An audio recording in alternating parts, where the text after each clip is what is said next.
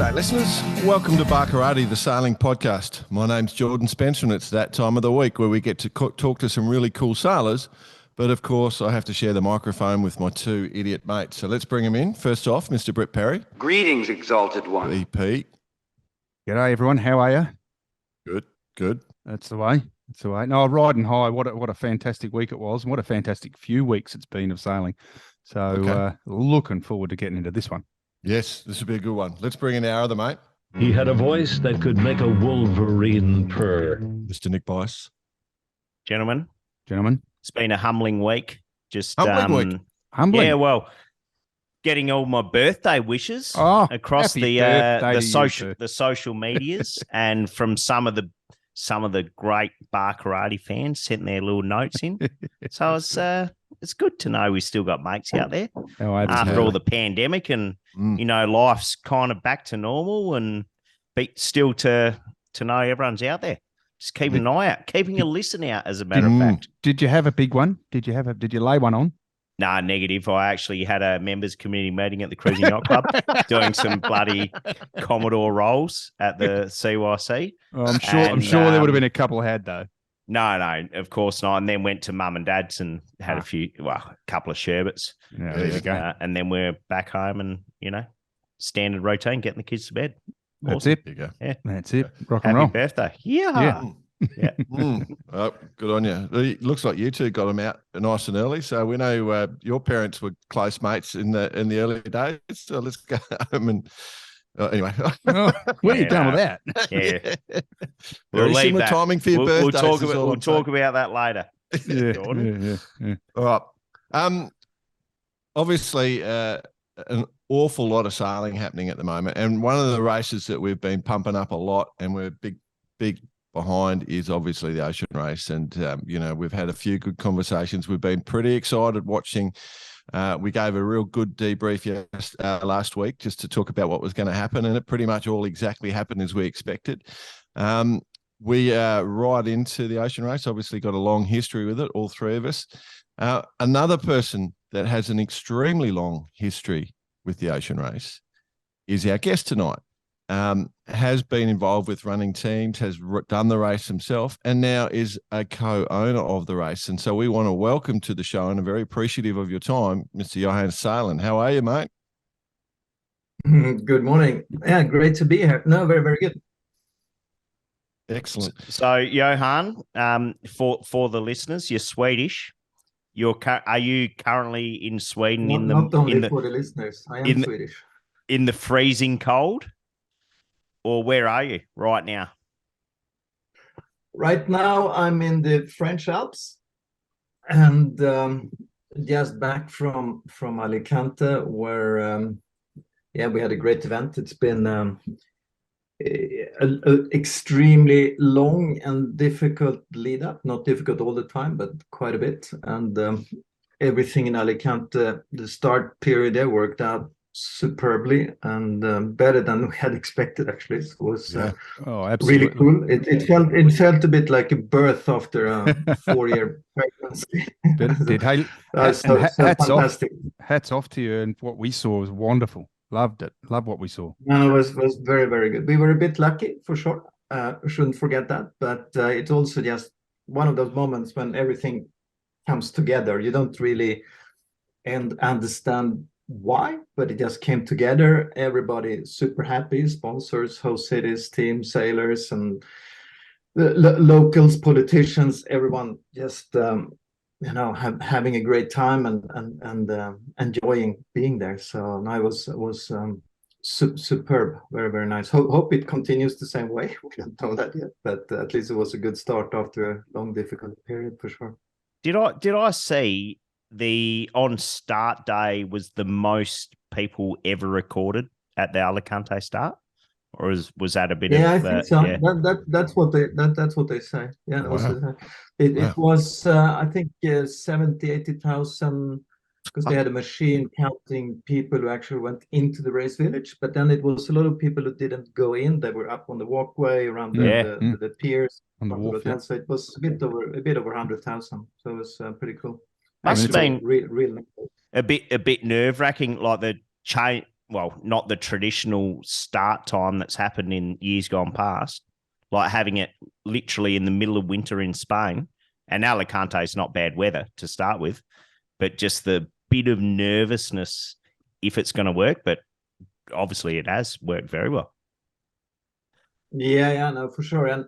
And to be honest, when we had to change the dates due to, consequences of the COVID and all that, it was the locals were not too happy about it. But in the end, for sure, the weather helped. I think it would have been great even if the weather wouldn't have been as good. But it came together. We had a sort of full 10 days. It was one day was a bit cloudy, but the rest was just not a single cloud in the sky. And then we got a bit of wind for the start. And so I think we've proven that it does work to have it in January, and also the locals, normally when it's in sort of more October, beginning of November period, there's quite a bit of tourism there. But this time of the year is virtually no tourism there. So for the hotel, it was not only the race village, the whole town just came alive. People were out all night, and restaurants were full, and bars, and that time of the year, that's unheard of. So actually for the region and the city, it's probably even better compared to what the normal is. Have you and Richard got a key to the city yet? Yeah. I lost mine.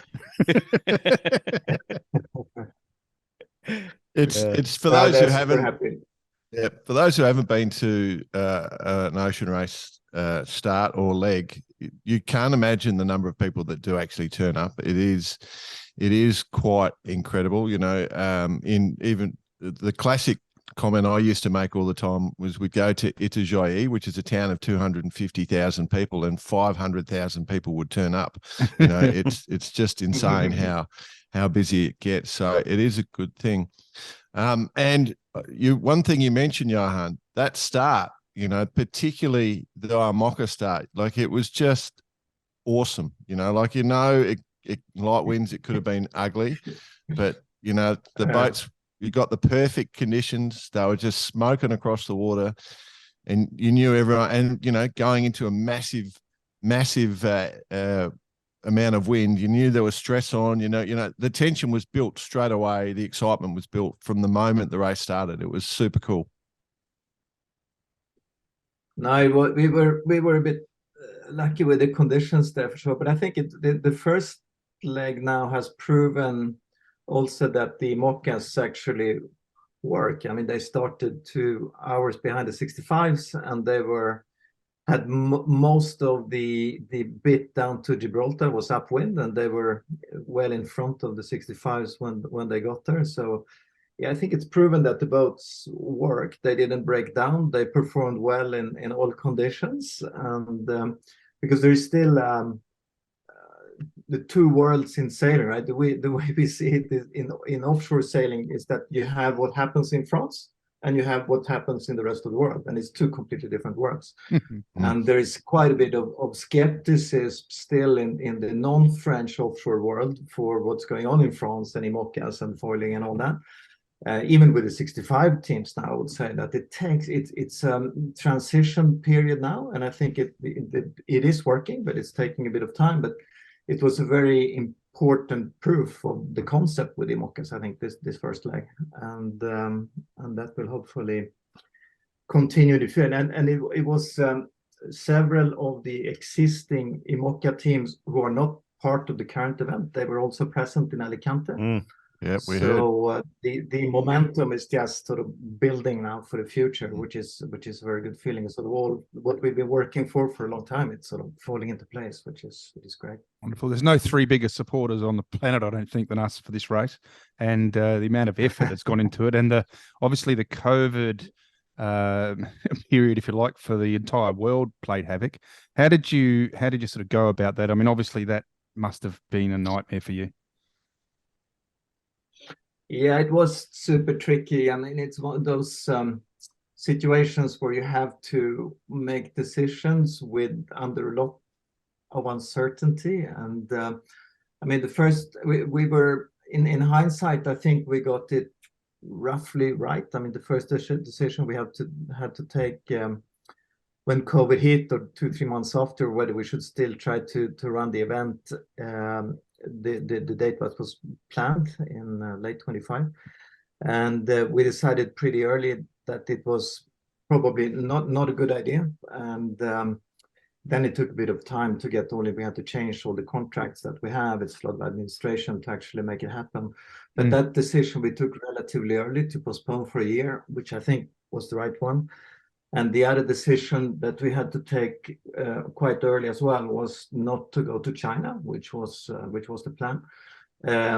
Asia is a super important market, but China, it was just too much uncertainty, and we needed to be able to prepare an event like this, the stopover in China. We needed a year to be sure, a year before, that we could actually make it happen, and there was no way that we could get any guarantees, and nobody in China, also the Chinese, they didn't know what was going to happen. So we made that decision about a year before the scheduled stopover, and I think that was the right decision as well. So I think the main ones we got pretty right, but for sure it was very difficult. And I think the consequence, the worst consequence for us, and maybe more for the teams than for us, but the teams are very important. It's the same family. So was the difficulty for sponsorship.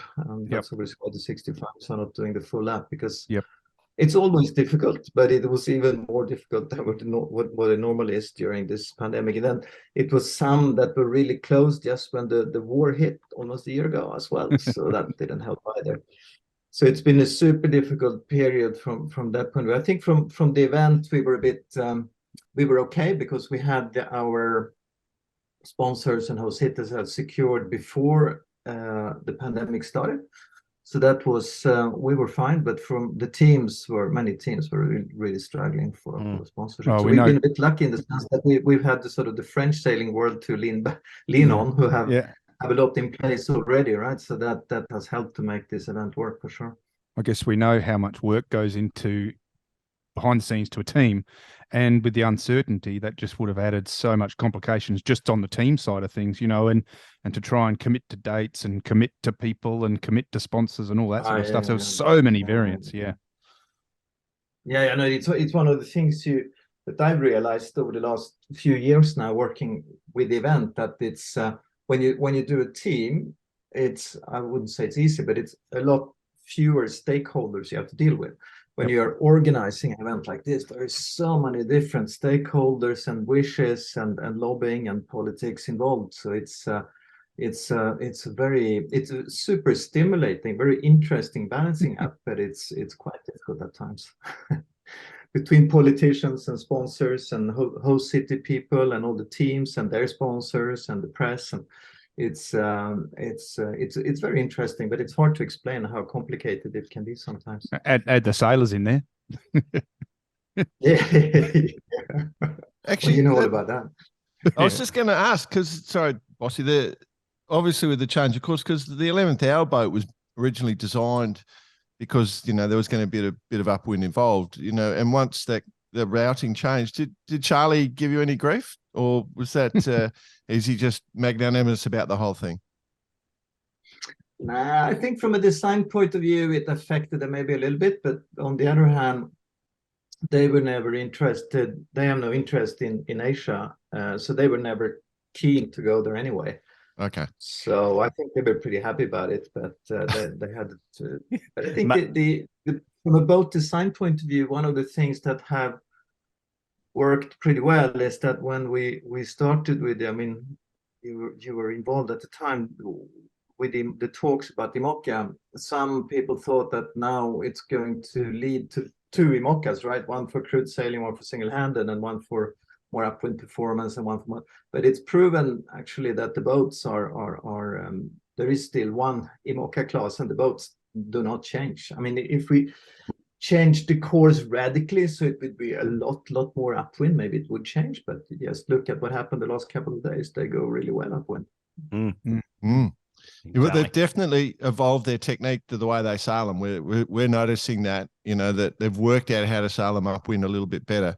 The way they're trimming their boats has changed over the last few years because they're having to go upwind, so they're actually working it out now. So, that's something we've noticed in the last year, I would suggest. And I don't know, but we can see it just looking at it. The way they're setting their boat up has definitely changed, and it's giving a better upwind performance. Absolutely. I think the foiling on particularly on monohulls is when it's the reach, it's easy. It's quite a bit quicker. When they take off, they go 6, 7, 8 knots quicker than when they're not foiling. The difficulties with foiling is to make it work VMD upwind and VMD downwind.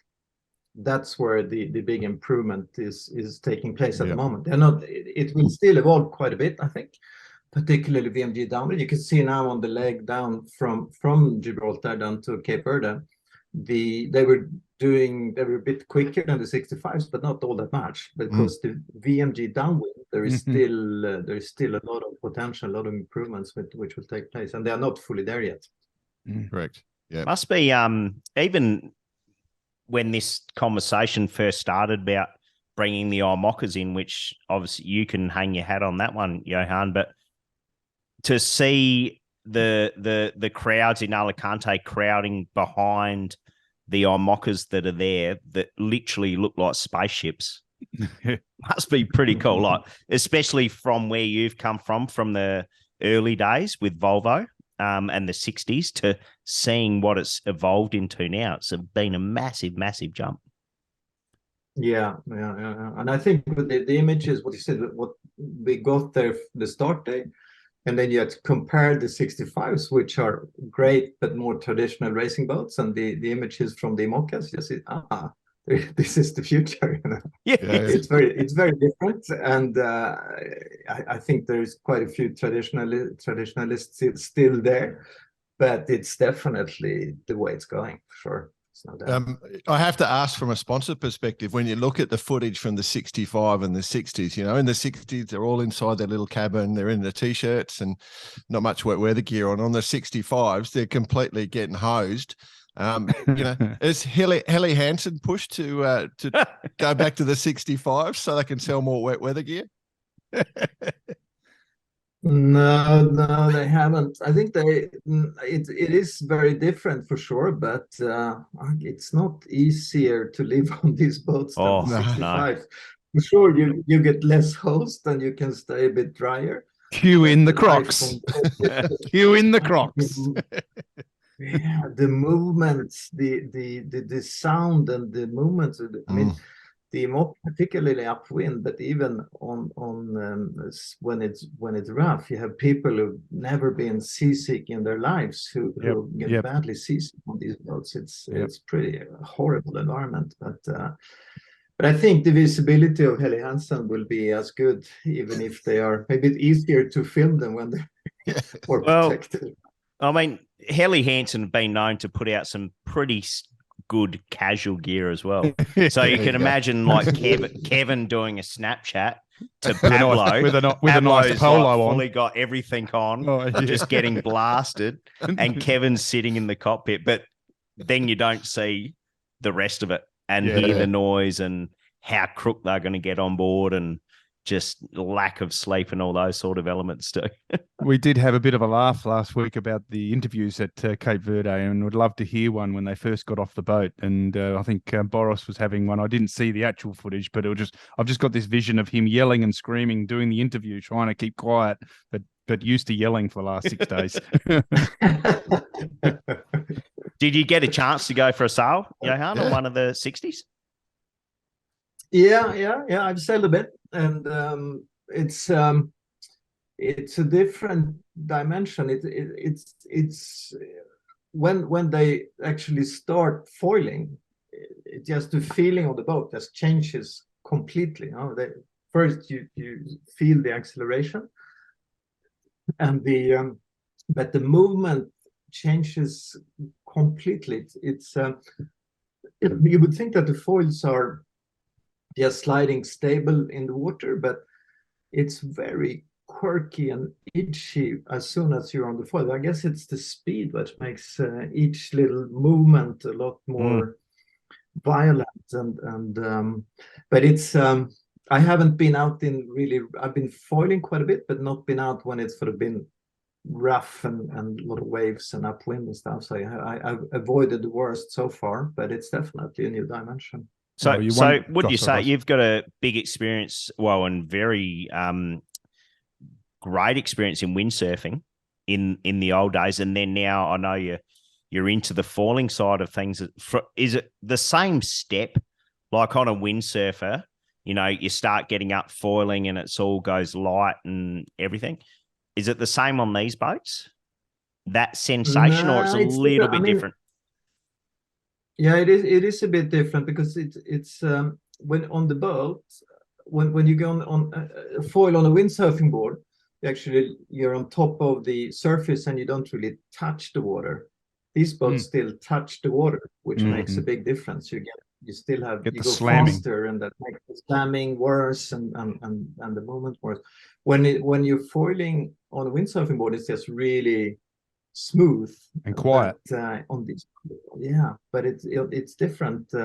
If you have flat water, you can have the same feeling on an IMOCA, but as soon as you have waves and you get a bit of slamming, it's pretty violent.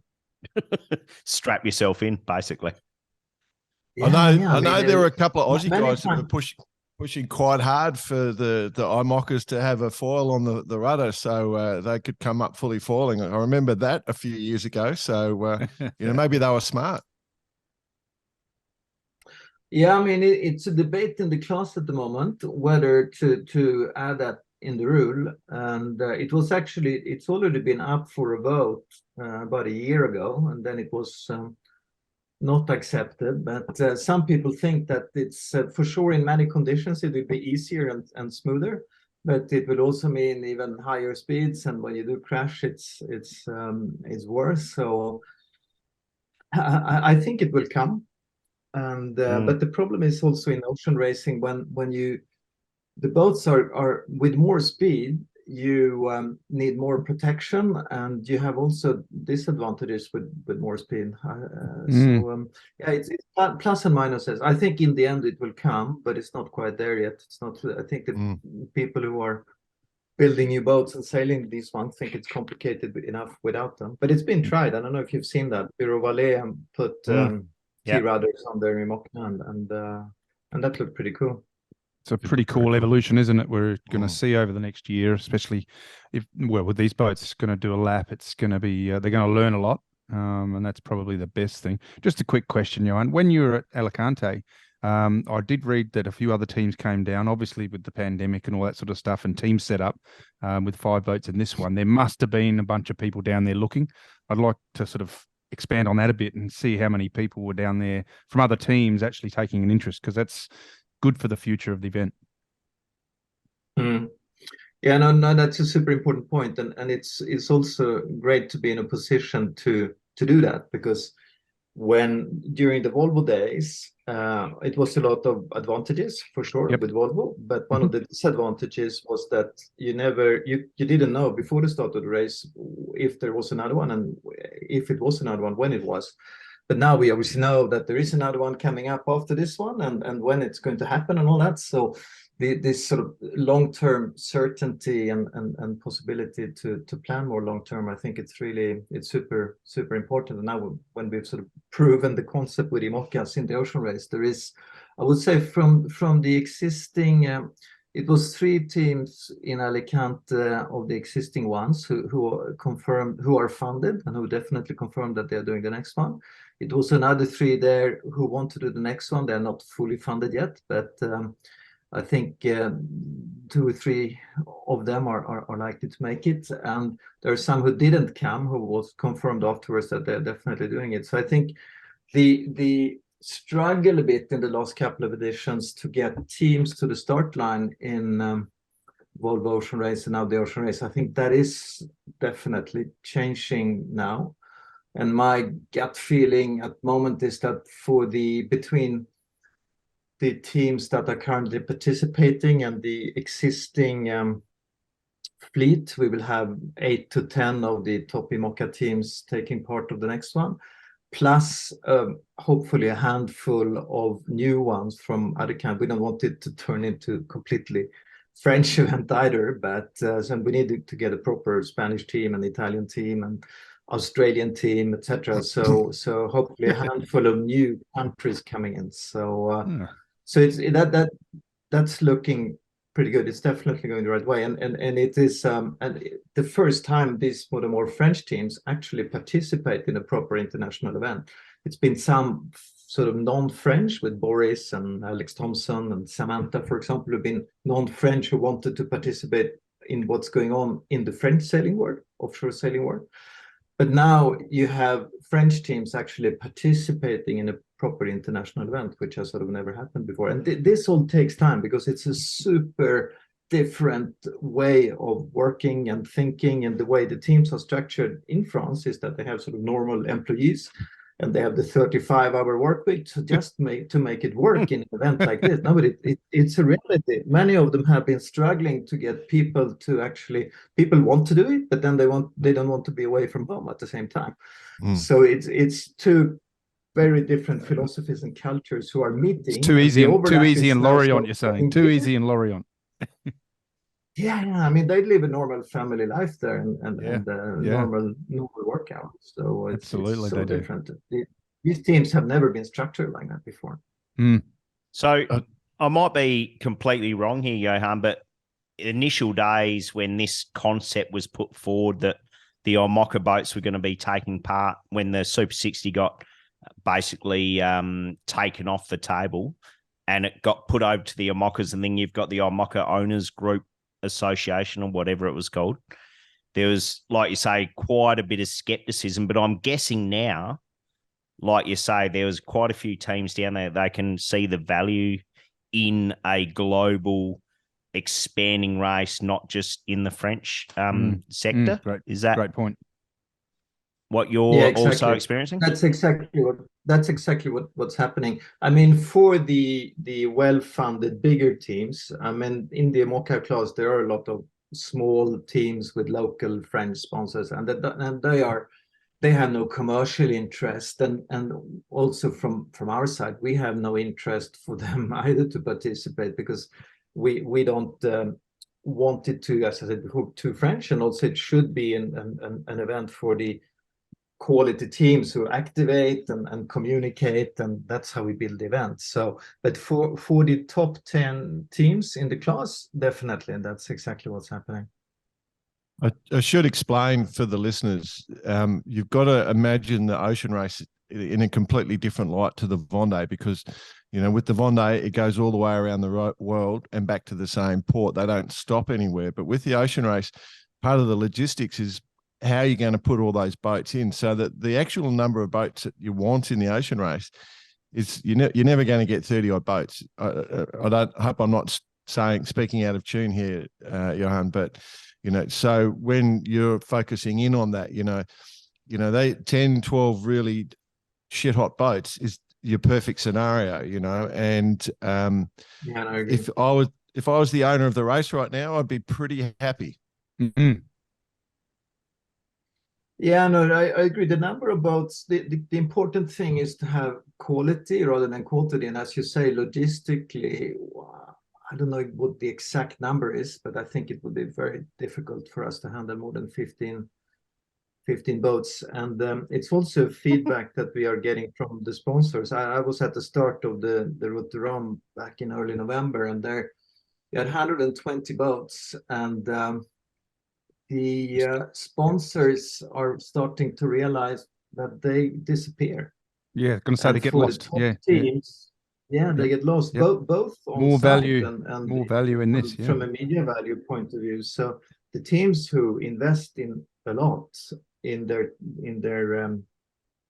teams and have a high ambition level, they are sort of more and more reluctant to participate in these events where you have several classes and more than 100 boats, because they disappear. They don't get the value for money from those events any longer. Do you think? I mean, we're on the IMOCA side here, pretty hard here, but guys like Kevin who have competed in the race before, and done very well, is he? I'm guessing he's one of the biggest advocates to do this race. He's sold it to the sponsor well. He's great in front of the sponsors. He's doing a great job out there on the water. and hopefully after this race that expands and expands. I think so. They came in pretty late, but the sponsor is super enthusiastic. And with some of the sponsors, if you look at Biotherm, for example, they came. It's also a pretty late project, and the original plan from Biotherm was to do the French events, and now Paul, the skipper, he has been pushing to do the ocean race because it's really something he's been wanting to do for many years. And now they've been in Alicante, and now they've sort of completely switched. Now the ocean race is the most important event for them, and it wasn't even in the plan when they sold the team. So all that is changing now, which was the plan from. It's taken a bit longer than we would have hoped, but it is coming now. So that's the key thing. It's unreal. Boys, do you mind if I sort of sidetrack a little bit here? Because I feel like it's really important that we understand a bit more about this man that we're talking to rather than just the ocean race. I think, I was waiting for it. Yeah. So, Johan, I'm really interested in your pathway, mate. This is a conversation we have a lot. You've gone from being you're Sweden's #1 windsurfer for a while there, pro windsurfer. And then you did the first ocean race in 89, 90, I think, on the card, from memory. With how did you get from into memory? Sailing? Yeah, I love it. Just off the top of my head. Top of his head. You remember more than I do. Yeah. No, that's how he rolls. So how did sailing come about for you, mate? Because I know your family has an amazing history in sailing, so I just want people to talk understand about that one as well. Yeah. The old Genoa. No, it's one of our favorite stories. From a sailing family, but what happened was that apart from being on sort of boats with my family since I was very small, I lived in the Canaries when I was a teenager. And the locals there are spoiled by the climate and the tourism and are not super active. And I really wanted to find some hobby which I love. So I started with windsurfing when I lived in the Canaries. And then I started to compete, and so I did it professionally for a number of years, and I won a couple of world championships.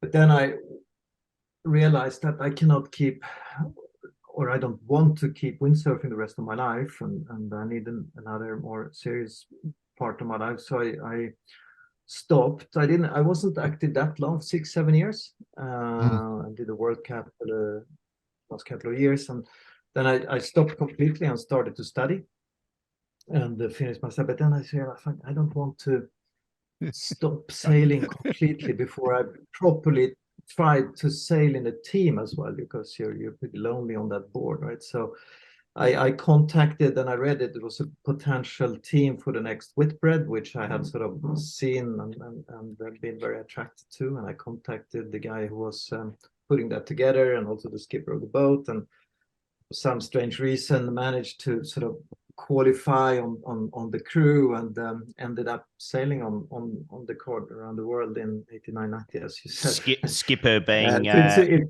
Magnus Olsen, correct? Roger Nilsson. Roger Nilsson. Sorry. None other Yeah. than Roger. Roger that. So Roger that. And then afterwards, I had the sort of choice. I really liked it, and then I was tempting to become a sort of offshore navigator, or finishing my studies, which I've started. Then I did finish my studies, MBA, finance, economics, blah blah blah. And then when I was sort of starting to look for normal jobs, I kept good contact with Roger, and he was in the process of starting a new campaign for the next one. So he said, why don't you help me for a couple of months, and we try to get it going, and then you can do whatever you want after that. So that led to so I said, I agreed. Let's do that for a while. It could be an interesting experience, and there's no rush to get a normal job. So we worked together for 8-9 months, and we got a sponsor in Interim Justitia at the time. So that sort of led to a new campaign. And then I said, well, sponsor, we've done it. We put campaign together. It was a great experience. And now I leave you to it. But then interim, the company offered me to run the campaign for them. And then I said, oh, that could be an interesting experience because it's a very different part of what the sailing side of things. So then I moved. I was in Sweden at the time, moved down to Amsterdam where the head office was, and then I sort of project managed that campaign. And then after that campaign, which worked pretty well, I worked a bit for the company, but realized that was quite boring. And then I got contacted by EF at the time, who were the sponsor actually themselves. EF, the company, was privately owned. They had decided to do a 2-boat campaign, and also I was interested to help them to run that. So and yeah, the rest is history, as to say. And I was back in the managing and running campaigns, and then it's been the main thing I've been doing for the last 30 years. I've had some other spells with some startups in Sweden I've been involved in, but it's always been a bit on the side and not something that I've been able to control my engagement in. Nothing to do with sailing, completely different stuff. But a bit of a leftover from my studies in finance. So you always come back to sailing, but I'm sure that the degrees come into play. Mate, and you must. Yeah, there was no time to not come back to sailing. That's so it's it. gone EF yeah. from memory, Assa Abloy, Ericsson, Yeah. Ericsson 3 and 4, SCA. SCA after that. There you go. Yeah. And then then 1 running the year race. off, and then you just then you own the race. It's a perfect. Yeah, I mean, pyramid. after SCA, there was no plan actually to be involved in another one. But then, as you know, it was a bit turbulent. You were there more than I was at the time. It was a bit turbulent before the start of the last edition. Yeah. That's in 2017, and then we were contacted by Volvo people there, because it was partly the same people management in Volvo as with Ericsson, so we know them pretty well, and they asked whether we could help out. And then so we did that, Rich and myself, and then but at the time we didn't know, when we were engaged, or just around the start period in the last one, we didn't know that they were actually looking at sort of changing the structure or selling or the ownership of the event. So we learned that a couple of weeks after, and then there was lots of sort of ups and downs during the last. I mean, we were part of running the last edition there, 17-18, but at the same time there was a process running in parallel for the future sort of structure and ownership of the event. So we ended up, but it was all just. It was nothing of this was planned. It just happened. So if you look at the natural progression, though, my friend, you start as a windsurfer, you become a pro, then you do the ocean race, then you start running a team, then you start running bigger teams, then you start CEO of the ocean race. Now you own the ocean race. Are you taking over World Sailing next? Is that what's going on? World Sailing, I don't know if anyone wants to take that over. Moving the head office to Lanzarote. Yeah, exactly. It's an amazing. No, I don't know. I mean, there is still, even if this event now has started very well, it's still a lot of work to get this event properly sort of structured and sustainable for the long term. So that's still a few years of work. There's no doubt there's a long way to go. But one of the things that was probably from a spectator point of view, which was always going to be a question, was the finishes, and because there was nothing more spectacular than obviously the 65s with those finishes. But this first leg, I got to say, I was glued, and the finish was just as spectacular. I mean, there was chances for 11th hour. Malizia gave 11th hour a good testing, and they weren't far behind each other at all, and even the 65s. But I was glued to the tracker.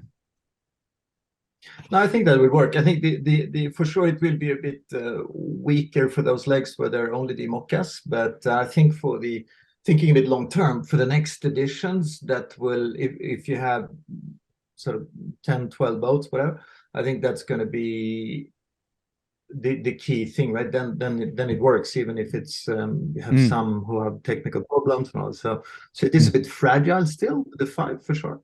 But hopefully they will not have too many serious breakdowns. A little bit, it's part of the game. Too much can be bad, but I think for the future that will be fine. But we have a few legs we still need to survive in this one to make it good. What just a that bit of little a leg around the bottom. Yeah, just that little one. You know what I reckon's going to happen? This is the threat. Sorry to talk over you, boss, but you know you've got that fleet going under Australia. You've got Mr. Nick Bice living at the bottom of Australia there, who's one of the world's most sociable blokes, and everyone loves. Who does have a 23-foot Bertram? There's a fair chance that he'll just put an invitation out at Cape Town and tell all the boats to stop in for a barbecue. You've got a risk there. You've got to understand I've that. got the Komodo Joe fired up. Come in, lads. Lads and ladies. I was at his house the other day and there's plenty of room. So it may actually work, because the skippers of the Mocket teams now, it's sort of a bit of a generation shift with some younger guys, but they're really great guys. Very social, very professional, very nice guys, you know. So they may stop by. Yeah, you never know. I'll put the word out. I might head to Cape Town, flog a couple of awnings in Cape Town, and get the boys to stop in. But plenty of sun down there. You'll be right. Johan, I mentioned it last, bit of a master stroke with the 65 sprint series, which basically put 5 of the boats on the start line. Was that just 6? Was that just a something that came to you? Someone came up with this, or it was a bit of a collaboration between all the team owners or team sponsors? I mean something obviously had to be done. Yeah, it was one of these other things that were very tricky, but I think the outcome was pretty good under the circumstances. I think it was mainly two things that drove it. First, there is these teams who are now the 65 teams who have been racing at Cape Verde. In maybe except for Mirpuri, the other ones have been working now for 3-4 years to get a team on the start line. But in this difficult environment, haven't quite succeeded to get the full funding. But they are all very, very keen groups to continue to work on getting campaigns together for the future. But if the result of their sort of investing 4 years of their life to get a campaign going, if the result would have been nothing, I think some of them would probably have given up and been quite demotivated. But I think doing this will keep most of them going for the future, which is key for us.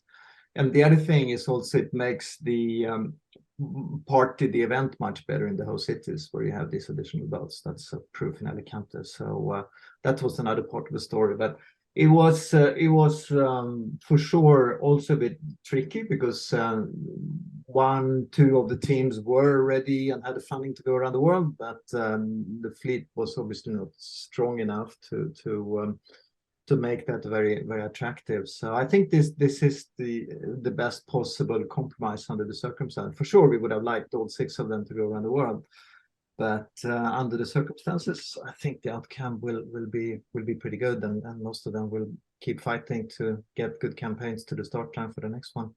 So what's obviously they join then the back end of the race. What are they all planning to go to the Caribbean or something like that, or some might go just back to Europe? They're all planning to go to. We're doing a start for them from Cape Verde, so they will leave together. It will not be an official race, but more like a rally to the Caribbean, except Mirpuri. I think they're going back to Portugal because they don't normally do the Caribbean season. So they're going to the Caribbean. Some may show up in Newport, and then the racing will start again from Moorhouse. Yeah, cool. I'm interested, mate. One of the things you mentioned in the little biography we did on you was the interest in maybe becoming a navigator. Like that was one of the thought processes you had. The race starts again on Wednesday. It's a real short stop in the Cape Verdes. Have you been looking at the weather models just yourself out of interest? Because I have, And it's going to be a nightmare for the navigators. Yeah. No, I haven't looked at it in a lot of detail, but it looks tricky, particularly for the first few days, but extremely light, which is unusual because the trade winds in the northern hemisphere winter in Cape Verde are normally very, very good. We have the source high who move a bit, which move a bit further south and give very stable trade winds. So it's a very particular situation, but it looks definitely super tricky for the first 2-3 days. And yeah, and whether that high even forms up off Africa there, like it's just the whole race. I mean, it's too far out to trust the models, but yeah, it looks like a navigator's race. So we saw this amazing race in the first leg where there was tension because of the weather and the conditions. Now we're going to get this we're really going to live it with the navigators, and obviously with the way the boats are set up, where you don't normally have the floating skipper and navigator like you do on the more crude boats. They're trying to get their sleep. So it'll be really, really interesting. It's a whole new dynamic for leg 2. It's going to be amazing. Yeah, very exceptional conditions for sure. But I think it will be better once they get a bit further south, and particularly when they are across the doldrums. But until between Cape Verde and the doldrums, it looks like anything can happen. It's like a bubble at the moment, right? Which is very, very unusual. I reckon a few 65, the 60s will be getting some air conditioning installed in Cape Verde at the moment because you're going to be hot down below. The hot box. I hope they do. They're going to need it. Who do you reckon's going to win? Now, I know you can't answer that, but I still can ask it. I mean, it's really, really tricky. When people asked me on the dock in Alicante what I thought, I sort of said that my 2 favorites. I normally I shouldn't have any favorites, but that's sort of looking at it from a sailor's point of view was 11th Hour and Holcim, and so that on the first leg I've been pretty right. But what happens in the future is really hard to tell, because I think the Biotherm and Guyot will get better, will catch up more and more and become closer. And I think also Malicia was super interesting. It was quite uncertain, their performance since they got new foils very late in the game. But they seem to be going really, really, really well at times. So I think that could be a surprise factor as well. So as I said, they came in at the end. Yeah. In some angles and conditions, they were going really, really well. And then obviously, I think that there will be some breakdowns at some points, and that could definitely be a deciding factor as well. But so it's very open, but that's the way it should be. The Holcim boat was originally built for the ocean race as well, actually. So that's I don't think it changes anything now, because if you look at the boats that have that in mind, 11th Hour and Holcim from the beginning, and the other new boats, it's nothing particular which is different for the ocean race, actually. Maybe they had another beanbag or two, but that's about it. The whole, I mean, there's a bit of speculation about the rigs and all that sort of thing. And because of one, was it the Route to Rum? There was one that went down. We know 11th Hour has a second rig. Is there a bit of a plan in place there, or did you manage to snaffle a couple of rigs up from Lorimar prior to the race starting? Just to look after the teams? 11th Hour has a spare rig. There is a spare rig also in the class. Oh, so they've still got that one? Yep. Yeah, they still have that one. But I think the rig that came down in Route to Rome, because you probably know that they have limited the size of the foils going forward. Yeah. And the rig that came down was the same boat in the Jacques Vabre in 21 and now in the Route to Rome in 22. Is the old Occitan, which have huge foils which are not allowed from this year. Yeah, and obviously the righting moment on that boat is very big, so they have to be super careful, and maybe haven't been careful enough. So hopefully that oil limitation will help a bit, but for sure their boats, the modern IMOCAs with foil, they still need to be careful at times and watch the loads and slow down at some point in time for sure. I think But we it's been kind of pretty clear. I mean, it's one boat that collided with a fishing boat and really came down. So that's pretty easy to explain. And the other one was old foils with huge righting moment. I think we kind of came to the conclusion only a couple of weeks ago that you kind of need a bit of a weak link in the chain, because the next thing is actually the people on board. Yeah. Like, that's kind of like ropes don't break anymore. Like that foils unlikely will break under normal sailing load as well. Just with all the technology and even the rigs for that matter. Yes, they are restricted to a riding moment and a few things like that, but you know, it's now the people, because the boats are just super quick. We're pretty keen to see when these boats really launch. Yeah, and in some conditions today, they try not to stand up.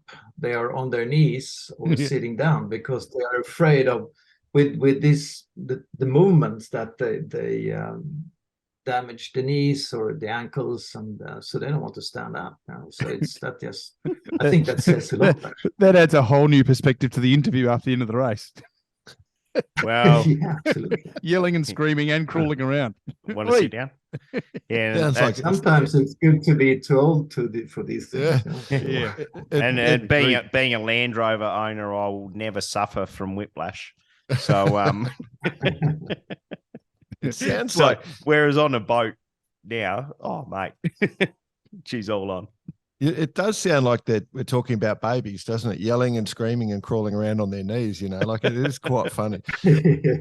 Is there any of the boats that if we forced you to go on a boat, you know, it's a completely different question to the last one. Which one would you prefer to be going around on?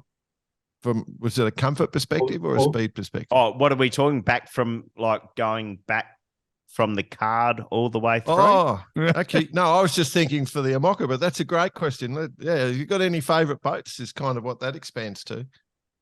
Yeah. You mean Outremer catamaran? Yeah, exactly. We got the new one actually now. No, it's not an Outremer, but we bought a cruising cat last year. Oh, it's a big part. I thought you were going to say the Tiger 260 slalom. 6.2 Gastra. No, that's no, but on the current, I don't know. It's I think the one which is actually a bit more space and comfort and probably a bit more solidly built than the other ones, but I would say would be a Malizia. Yeah. Because Rosalind did say that. Rosalind did say that. She said that there was a bit more of a ergonomic aspect. Depends on what the level of ergonomics is there. And they can actually stand up inside, which the others can't. So I think that from a comfort point of view, that would probably be the one to choose. But otherwise, you just want to be on the boat that wins, right? So we'll see. Yeah. The other thing there is, of course, Boris is an old 505 sailor, so he'd be the most fun to hang out with. Here we go. Here we go. Never ends, does it? One topic we haven't even broached yet is obviously using the race to tell a big story about the sustainability side of things, which I know is very important to both yourself and Richard. That's obviously a big part of this race for you guys. Yeah, definitely. I mean, I think the Volvo race at the time, it was a big theme there as well. I think the difference from what we've been working on the last few years is to not sort of have a separate sustainability team in the organization, just work with that, but to integrate it in everything we do. And so that's one area, and also now to raise it to a bigger level with what we are working on with the Universal Declaration of Ocean Rights, which is a pretty ambitious program. And I think a good proof of that's that is working is the Ocean Summit now coming up tomorrow, actually in Cape Verde, where we have the General Secretary of the United Nations who will participate, the Prime Minister of Portugal, and obviously Cape Verde, and really high levels. So it is this in going forward. I would say the sportive platform is still the most important, because if there is not a strong sportive platform and interest in the race from a sort of racing and human point of view, I don't think there is a megaphone for the sustainability side of things. So it's all building on having a very strong sportive platform going forward, but to use that to try to do whatever we can contribute with to improve the health of the oceans, that's definitely very close to our hearts. And I would say to everyone who is working in the organization now. Yeah, well, we get it. You know, it was ahead of the curve. Maybe I was wrong in that you were trying to take over world sailing. You'll be in charge of the United Nations soon. Maybe that was the pathway. Mate, I think that's an easier job than world sailing, actually. Yeah. We're near the end of our time, but there is one thing that we're hanging on to here, and you know, there's a lot of history that we really, you know, you've got an amazing history, but it goes further than that. And for the listeners, one of our favourite stories, I think Bicey and I were having a beer with you somewhere, and you told us, and you know where I'm going. We're having a beer with you in Genoa, I think was the scenario, or caught up somewhere. Can we talk about that? Was it your great uncle or your grandfather or something? What was the story? No, I mean, for me, it's sailing family in general, but my grandfather's brother was a very keen sailor and also very successful racer internationally, and he won several. I mean, was ocean racing, because they did a couple of transatlantics, but also in 6 meters and gold caps and stuff like that. I mean, we're talking about close to 100 years ago, right? So, but what the Genoa thing is quite funny, because he was very creative generally, and he built also a big and successful business at time, and when he was in Genoa, I don't remember the year, I think it was 1926. He was the first one. I think it was a gold cap, which was virtually the world championships in keelboat racing at the time, and he was the first time ever to use an overlapping head sail. And this overlapping head sail obviously had a future. He won the event, and that's why Genoa is called Genoa, because that's where he first used this overlapping head sail. Yes, so that's a pretty funny amazing one. story. Super cool. I'd love to have that in the family. It's actually like on the family tree. People have like an actual tree. It's actually a Genoa. And now we're back to Genoa for the grand finale, as we call it, and end of June this year. Yes, yeah, there's the tie-in. I love it. Oh, awesome. You know what? That story's always made me think of, Johan, when I'm sitting on a plane or something like that, and I think of that story, I think, imagine if that Gold Cup was held in this country or this town instead of Genoa. In Woolloomooloo. Fucking big jib. The Woolloomooloo. The Woolloomooloo. Mate, it's an interesting event. You know, like we knew with the ocean race, we knew it was going to be tough. We didn't realize how tough it was going to be. The fact that the numbers are so big and the racing's so interesting, you know, if I was in your shoes, I'd be just relieved, you know, and ecstatic. And I know you've copped it from all sides, you know, of people wanting this and wanting that. So you're a far better man than I could ever be to manage your life. So congratulations. Like, I think BP said it before, we're massively behind your event. And we just hope it is a super success. That's great to hear. No, it's in human nature, I guess. I mean, I guess we should be more relieved than we are and enjoy the moment more than we do. But now it's just sort of full on. I mean, first we have a big part of this edition left, right? But we're also full on working on what is going to happen afterwards. So, Yeah. but I think that's very human, right? You don't enjoy things enough generally. Well, hopefully this chat has sort of made you think, well, just live in the now for an hour and have a think about it, because goddamn, it's super successful. We were stoked. I'm sure the entire world was stoked, and we can't wait to see the rest of it. No, I think I'll go up in the mountains and practice on my telemark skiing, and that's how I will enjoy the moment today. Yeah, perfect. Such a Swedish statement, isn't it? Sorry for three idiots to bother you. All three of us would have gone, we'll go up into the Swedish mountain or the French Alps and we'll get in a hot tub with some drinks, is what we would have said. I don't think we'd even know we don't know what telemarketing is, mate. We have no clue. No. You should look it up. I do. It's all right. I'm with you, mate. I love a good telemark. Hey, It's Johan. the best way to stay in shape when you grow a bit older. Okay. Good for the calves. Super cool to speak to you again. And I must admit, fellas, I'm a little bit envious of Yeah, I not bet being you part are. of this race in one form or another. I bet both of you are. You Hey, should come and enjoy it with us. You know, that beer in Genoa or whatever. well, that will be happening. They need some folding arm mornings over there. Yeah, and maybe it's a bar karate. Maybe it's a bar karate visit. Absolutely. Yeah, perfect. It's going to be good, I think. Yeah, absolutely. Well, send our best to the rest of the team, Johan. We are watching ever so closely and wish it all of the successes that it deserves. So thanks for joining. Fingers crossed, Thanks a lot. Yeah. Good on you, mate. Well done.